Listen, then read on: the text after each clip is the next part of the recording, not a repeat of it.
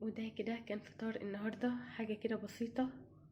قليت بطاطس، وده الدقة بتاعة البيض، وسلقت بيض، وعملت باذنجان مشوي، وقطعت كده سلطة، والحمد لله فضل ونعمة من ربنا.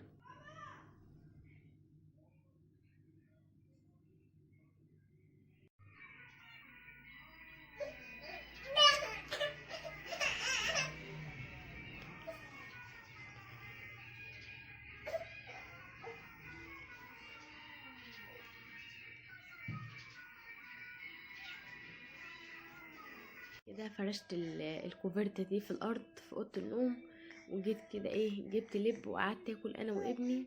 مش انا وابني يعني، هو معايا بس هو ما اكلش طبعا لان هو صغير.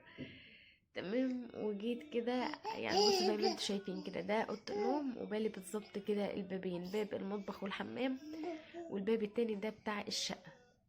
قلت اقعد كده بما ان طبعا الجو برد وهنا دفى شويه، ففرشت الكوفرتة دي في الارض، وقلت اقعد شويه كده الراديو جنب، حاطه الراديو كده على الكرسي هنا، وانا قاعده على الكرسي، وقاعده في الارض برضو على الكوفرتة، مشغله قران كريم كده، وقاعده يا سلام على الراحه النفسيه. قد ايه بحب المكان ده دايما، وبحب ان انا اصلي فيه. وبالنسبه لحبيبتي اللي سالتني على الطفل الثالث، عايزه اقولك ان انا رجعت في كل الكلام اللي انا قلته. عايزه اقولك اوعي تجيب الطفل الثالث. مطلع عيني وحياتك، والله مطلع عيني، كل ما يكبر كل ما يتعبني اكتر. الحمد لله، ربنا يخليهم لنا يا رب، ويبارك في صحتهم يا رب العالمين. بعد كده ما خلصت النيش وظبطت الدنيا، مسحت الارض كلها وكنستها، ورتبت كل حاجه فيها، ورتبت دنيتي كده زي ما انتم شايفين. وكمان كنست هنا عند النيش، وظبطت دنيتي كده، وخليت الدنيا كلها نظيفه كده وزي الفل. ودخلت على المطبخ، غسلت كل المواعين اللي كانت عندي على الحوض، وغسلت البوتاجاز كده وغيرت مكانه، وغسلت الحوض، وخليت دنيتي كده زي الفل. طبعا انا كنت بادئه معاكم من اول اليوم زي ما انتم شايفين معايا كده الليل ليل، فطبعا لازم ابيت مطبخي والشقه كده نظيفه علشان ابقى نايمه وانا مرتاحه، ومش شايله هم ان المطبخ مكركب، ولا البوتاجاز مش نظيف، ولا الحوض عليه مواعين. فالحمد لله كده، الله المستعان، ربنا يا رب يعيننا ويقوينا يا رب جميعا كده على بيوتنا وعلى حالنا، رغم ان انا عندي دور برد شديد جدا وتعبانه. بس قلت لازم اقوم اتشجع، لاني لو نمت هتعب اكتر. فظبطت بيتي كده وظبطت حالي، والحمد لله.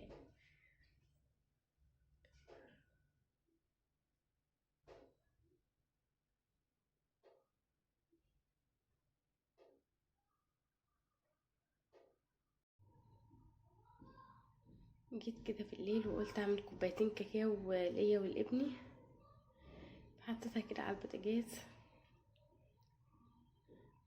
واول ما تغلي اصبها على طول.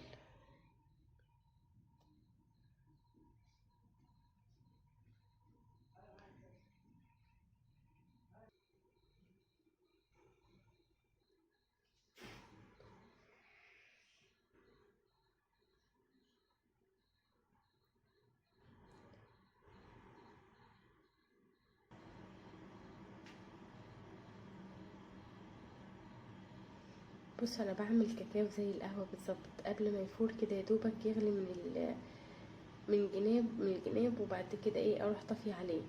في ناس بتعمله زي الشاي الكشري، لكن انا بعمله كده بغليه في الميه زي كأني بعمل قهوه بالظبط.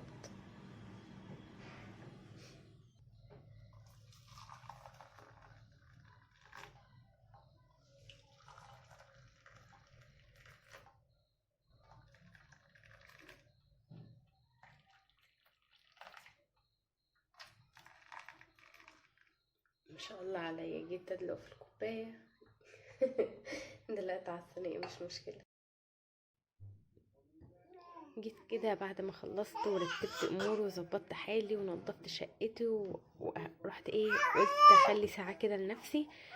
آه خليت ابني صغير كده اخد الشاور بتاعه، ونضفته ولبسته وغيرت له هدومه. الحمد لله الاولاد اتعشوا وكل حاجه تمام، وقلت كده ادي هدنه لنفسي او ساعه لنفسي اهتم بيها لنفسي.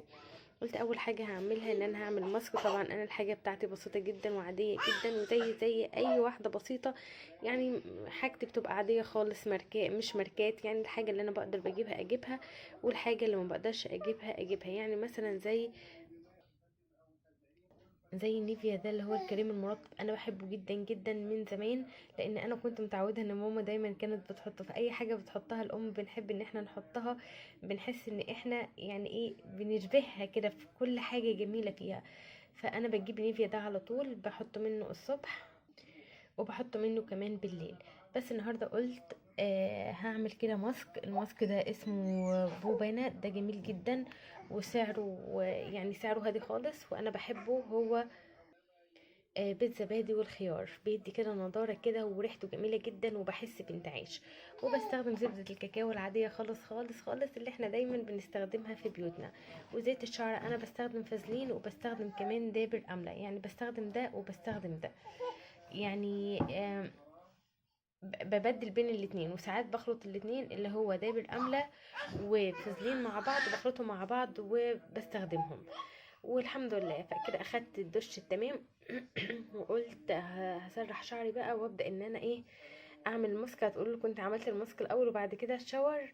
لا بص، انا بحس ايه يعني، باخد شاور كده تمام وبسرح شعري وبعد كده بعمل الماسك وبغسل وشي. بحس ان انا ايه، الماسك ده ما راحش كده في الشاور. بس الحمد لله. عايزه اقولك اني زي ما بتهتم ببيتك وباولادك وطول الوقت في المطبخ واقفه وبتعملي اكل وبتغسلي المواعين، لازم تدي ساعه لنفسك علشان نفسك، لان نفسك ليها حق عليكي. زي ما انتي بتدي حق زوجك وحق اولادك في المذاكرة وفي الوقت وفي الاكل وفي الشرب وفي الصحة وفي المواعين وفي المطبخ، لازم تدي حق لنفسك. هقولك بابسط الامكانيات اللي موجودة في بيوتنا كلنا. فانا ايه، هروح اظبط نفسي كده واعمل ماسك بتاعي واحط كريم مرطب.